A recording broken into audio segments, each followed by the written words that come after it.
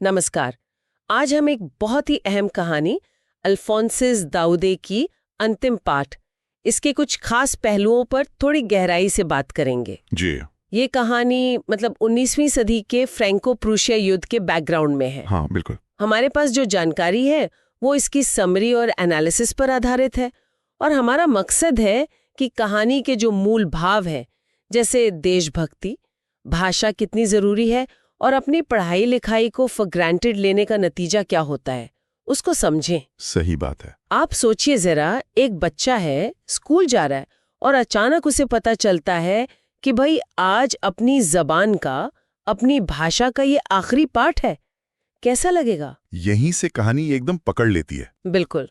और ये कहानी है फ्रांस के अल्सेस इलाके की। मतलब उस वक्त जब फ्रांस युद्ध हार गया था प्रशिया से, जी। जो उस समय का जर्मनी था, जी। तो इस इलाके पर उनका कब्जा हो गया था। अच्छा। तो समय बिल्कुल वही उथल-पुथल वाला है, जब बिल्कुल। बाहर की ताकतें आके शासन बदल रही हैं। तो कहानी के जो मुख्य किरदार है वो है फ्रांस, एक छोटा बच्चा, स्कूल जाता है, थोड़ा लापरवाह सा है पढ़ाई को लेकर। हाँ, हाँ। और दूसरे हैं एम हैमिल, उसके टीचर, थोड़े उम्रदराज, सख्त मिजाज लगते हैं शुरू में, हाँ। पर अपने देश और अपनी भाषा से उन्हें बहुत गहरा लगाव है। जी, बहुत गहरा। और कहानी शुरू ही होती है फ्रांस के डर से। उसे स्कूल नहीं जाना, क्यों? क्योंकि पार्टिसिपल्स का सबक याद नहीं किया उसने। हाँ, वो फ्रेंच ग्रामर वाला। वही। एम हैमिल पूछने वाले थे, और रास्ते में उसे सब अजीब लग रहा है। मतलब रोज जैसी चहल पहल नहीं है, टाउन हॉल के पास कुछ भीड़ है, और स्कूल में भी एक अजीब सी खामोशी है। हाँ बिल्कुल। और क्लास का नज़ारा तो शायद सबसे ज्यादा चौंकाने वाला था, है ना?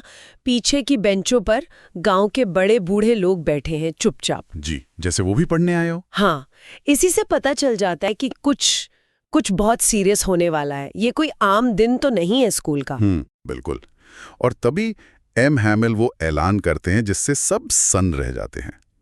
वो बताते हैं कि बर्लिन से ऑर्डर आया है ओह। कि भाई एल्जेस और लोरेन के स्कूलों में अब सिर्फ जर्मन पढ़ाई जाएगी। और ये उनका आखिरी फ्रेंच लेसन है। बाप रे, ये तो मतलब सिर्फ बच्चों के लिए नहीं, वहां जो भी मौजूद था सबके लिए एक शौक होगा। बहुत बड़ा शौक। और फ्रांस के लिए, उसके लिए तो जैसे पूरी दुनिया ही बदल गई उस पल में। हाँ, उसे पहली बार शायद इतनी शिद्दत से एहसास होता है कि उसने अपनी भाषा, अपनी पढ़ाई, मतलब अपनी संस्कृति को कितना हल्के में लिया था। उसका नजरिया भी तो बदल जाता है एम हैमिल के लिए। बिल्कुल। वो जो डर था पहले, वो अब इज्जत में और शायद एक तरह के अपराध बोध में बदल जाता है। हाँ, वो देख पाता है कि एम हैमिल सिर्फ एक टीचर नहीं है, वो एक देशभक्त हैं जो अपनी पहचान खोने का दर्द महसूस कर रहे हैं। और यही पर एम हैमिल अपना वो मशहूर भाषण देते हैं। वो सिर्फ अपना दुख नहीं बताते, बल्कि सबको भाषा की अहमियत समझाते हैं। कहते हैं फ्रेंच दुनिया की सबसे खूबसूरत, सबसे साफ जबान है।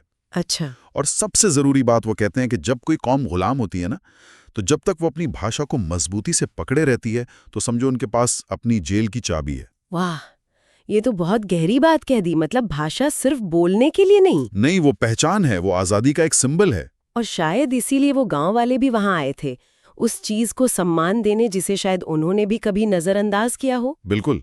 उनकी मौजूदगी एक तरह की खामोश माफी भी थी शायद। एम हैमिल की 40 साल की सेवा का सम्मान भी, और अपनी गलती का एहसास भी। हाँ, कि भाषा का नुकसान सिर्फ स्कूल का नहीं, पूरे समाज का नुकसान है। सही कहा। ये कहानी सोचने पर मजबूर करती है कि जिन चीज़ों को हम रोज़ मान कर चलते हैं, अपनी भाषा, पढ़ाई का मौका, उनकी असली कीमत शायद तभी पता चलती है जब वो छीनने लगती हैं। अचानक अपनी किताबों से, अपनी भाषा से प्यार हो गया। हाँ, वही। और कहानी का जो अंत है वो तो सच में रोंगटे खड़े कर देता है। जी। जैसे ही चर्च की घंटी बजती है 12 की और प्रशियन सैनिकों के बिगुल की आवाज आती है, एम हैमिल कुछ बोल नहीं पाते। हाँ, गला रुंध जाता है उनका। बस वो ब्लैकबोर्ड की तरफ मुड़ते हैं, चौक उठाते हैं और जितना बड़ा हो सके लिखते हैं, वीव ला फ्रांस। फ्रांस जिंदाबाद। हाँ। ये सिर्फ एक नारा नहीं था, ये उस वक्त में जब वो और कुछ नहीं कर सकते थे, उनका अपनी मिट्टी, अपनी पहचान के लिए एक आखिरी ताकतवर इजहार था। एक तरह का मौन प्रतिरोध। बिल्कुल, एक मौन चीख जिसमें सब कुछ था, देशभक्ति, भाषा का प्यार, दुख और हार न मानने का जज्बा। तो ये कहानी सिर्फ युद्ध या भाषा तक ही सीमित नहीं है। ये व्यक्तिगत जिम्मेदारी और हमारी जो सामूहिक पहचान है, उसके बारे में भी बहुत कुछ कह जाती है। सही। हमें याद दिलाती है कि अपनी जड़ों को, अपनी शिक्षा को कभी हल्के में नहीं लेना चाहिए। बिल्कुल। और यहीं पर एक सवाल भी उठता है सोचने के लिए कि जब कोई बाहरी ताकत किसी समाज की भाषा या संस्कृति को बदलने की कोशिश करती है, तो इसका उस समाज के लोगों पर, उनकी सोच पर, उनकी पहचान पर कितना गहरा और शायद स्थायी असर पड़ता है। क्या भाषा वाकई सिर्फ बातचीत का एक जरिया है, या जैसे एम हैमिल ने महसूस कराया, वो हमारी पहचान की, हमारी आज़ादी की कुंजी है?